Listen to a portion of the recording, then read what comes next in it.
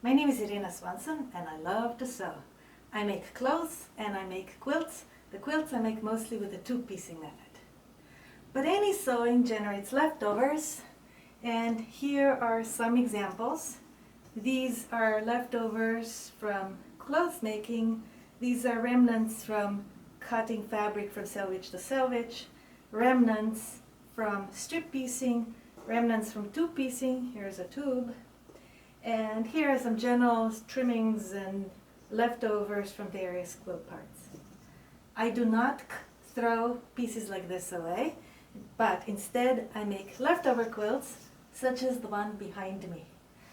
Sewing leftover quilts is the most relaxing activity.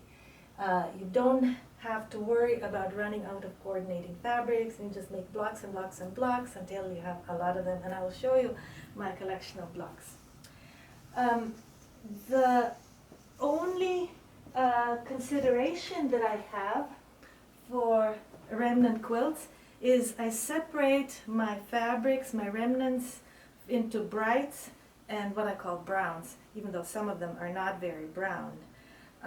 But I do not want to have something like this in large measure mixed in with the browns. A little bit of it here and there adds some interest, but too much, I think, would clash. Okay. So I separate these and I make some bright quilts and I make some brown quilts. Here's one example. Here is another example of a quilt like this. All right. Okay. And here is an example of a curtain. It's not a quilt, but I hang this on my high window on very bright summer days. Here is a quilt made from brights, all mixed around.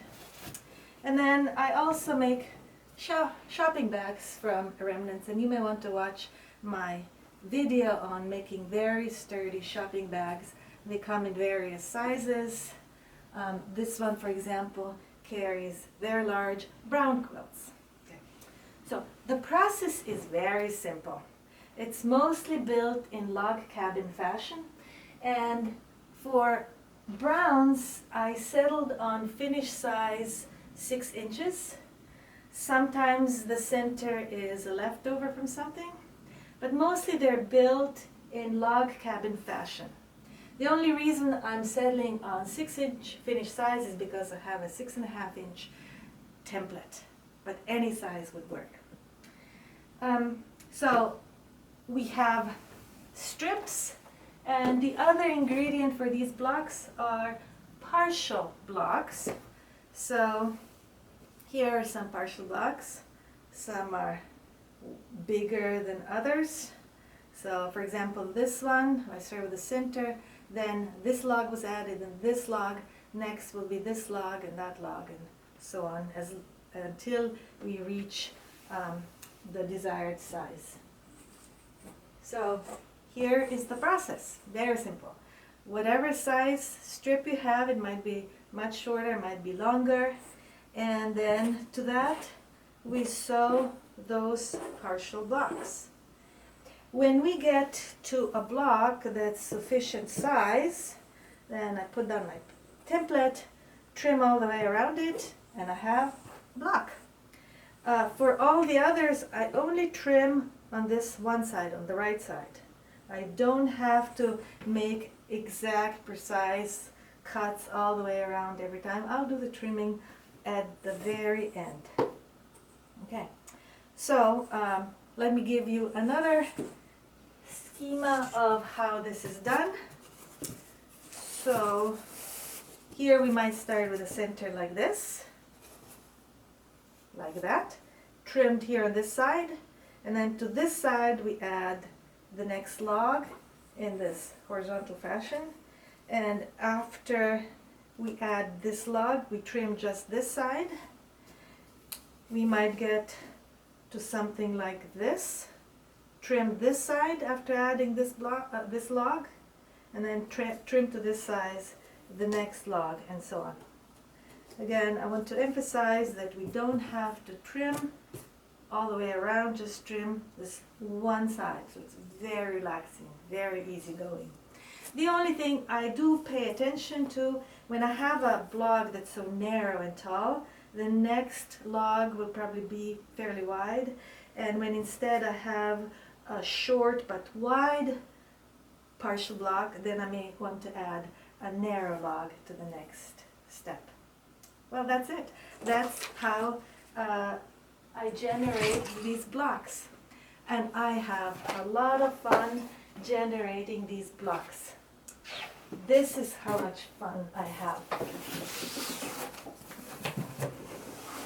This is a lot of future quilts. Again, it's very relaxing.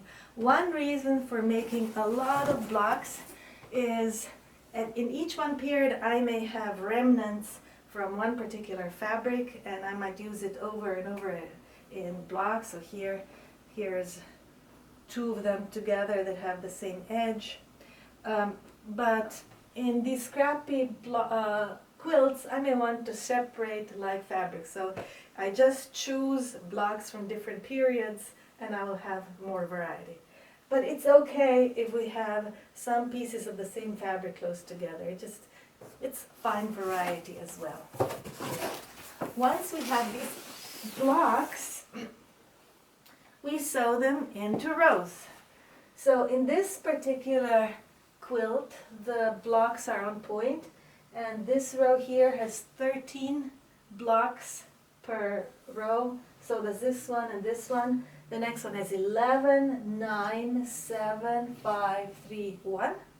And here are some examples. First of pairs of blocks sewn together. You see the repetition of that coffee fabric and this, I don't know, this black, white fabric, gray fabric. Then here are some threes with more coffee fabric, and here are some rows. Here's one longer row. Okay. So whenever you have enough rows, and I have here enough rows for more than one quilt, I'll have some fun someday. Once we have enough rows, then we could add into the corners, if we are making them on point, we could add in the corner one of these and then just chop down the middle. Or you could add some other corner fabric, and that was remnant from making this blouse here. They're just remnant pieces, a lot of remnants. I bought too much. Okay, so this is what I do with my browns. With colored, with brights, I often separate the brights into special color schemes. So here I have a pile of red yellows. And when I have a lot of them, I don't control for their size. So here I wanted everybody 6.5 inch squares. But in these I don't control for the size. But when I have a huge pile, then there will be two that have approximately the same height. So I can sew them together, and then I sew more and more until I get long rows. And here is an example of some such rows in different color schemes. Sometimes I make each row from the same color scheme. Sometimes I make swirls of different color schemes, and so on. I'm just having fun. Right.